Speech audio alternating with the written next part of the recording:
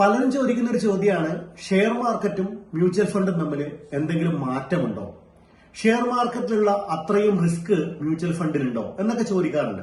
ഇവിടെ ഷെയർ മാർക്കറ്റും മ്യൂച്വൽ ഫണ്ടും തമ്മിൽ പറയുകയാണെങ്കിൽ ഷെയർ മാർക്കറ്റിലുള്ള അത്രയും റിസ്ക് ഒരിക്കലും മ്യൂച്വൽ ഫണ്ടിൽ വരുന്നില്ല. കാരണം ഷെയർ മാർക്കറ്റ് എന്ന് പറയുമ്പോൾ ഒരു ഇൻവെസ്റ്ററെ സംബന്ധിച്ചിടത്തോളം മാർക്കറ്റിൽ അവൈലബിൾ ആയിരിക്കുന്ന ഏതെങ്കിലും ഒരു കമ്പനിയുടെ അവരുടെ പാസ്റ്റ് പെർഫോമൻസും അവരുടെ അറിവോളമുള്ള അവരുടെ ഫ്യൂച്ചർ പെർഫോമൻസും ഇത്രയൊക്കെ സാധ്യതകളുണ്ട് എന്ന രീതിയിൽ അവർ വിശ്വസിച്ച ശേഷം ആ കമ്പനിയുടെ ഷെയർ വാങ്ങുന്ന ഒരു പ്രക്രിയയാണ് ആക്ച്വലി ഷെയർ മാർക്കറ്റിൽ നടക്കുന്നത്.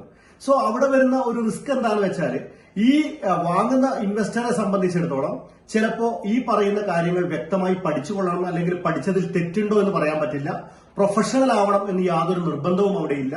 നേരെ മറിച്ച് ആ വ്യക്തിക്ക് ഈ പറയുന്ന കാര്യങ്ങൾ, മനസ്സിലാക്കിയ കാര്യങ്ങളെല്ലാം തന്നെ പാസ്റ്റ് പെർഫോമൻസ് ഒരിക്കലും ഫ്യൂച്ചർ പെർഫോമൻസ് ആയിരിക്കണമെന്ന് നിർബന്ധവുമില്ല.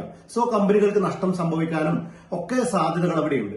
ഇനി എന്താണ് മ്യൂച്വൽ ഫണ്ടിൽ ഇത് തന്നെയല്ലേ നടക്കുന്നത് എന്ന് ചോദിച്ചാൽ, മ്യൂച്വൽ ഫണ്ട് കൈകാര്യം ചെയ്യുന്നത് ഇത് മാത്രം കൈകാര്യം ചെയ്യുന്ന ഒരു പ്രൊഫഷണൽ ആയിട്ടുള്ള ഒരു ഫണ്ട് മാനേജർ ആയിരിക്കും. സോ ആ വ്യക്തി ഇത് മാത്രം ചെയ്യുന്നു എന്നുള്ള ഒരു കാരണം കൊണ്ട് തന്നെ ഈ ഫണ്ട് വളരെ പ്രൊഫഷണലി കൈകാര്യം ചെയ്യുന്ന ഒരു ഫണ്ടായി മാറിയിട്ടുണ്ടാവും.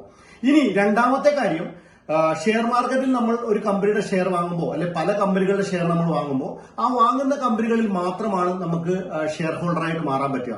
നേരെ മറിച്ച് നമ്മൾ മ്യൂച്വൽ ഫണ്ടിലാവുമ്പോൾ അവിടുത്തെ ഏറ്റവും വലിയ പ്രത്യേകത എന്ന് പറയുന്നത് ഡൈവേഴ്സിഫിക്കേഷൻ എന്ന് പറയുന്ന ഒരു കാര്യമാണ്. അതായത് ഒരു മ്യൂച്വൽ ഫണ്ടിൽ നമ്മൾ ഇൻവെസ്റ്റ് ചെയ്യുമ്പോൾ ഒരു കമ്പനിയിലല്ല ഇൻവെസ്റ്റ് ചെയ്യണത്, മറിച്ച് ഒരു കൂട്ടം കമ്പനികളിലാണ്. അത് പല മേഖലകളിലുള്ള കമ്പനികൾ ഉണ്ടാവാം.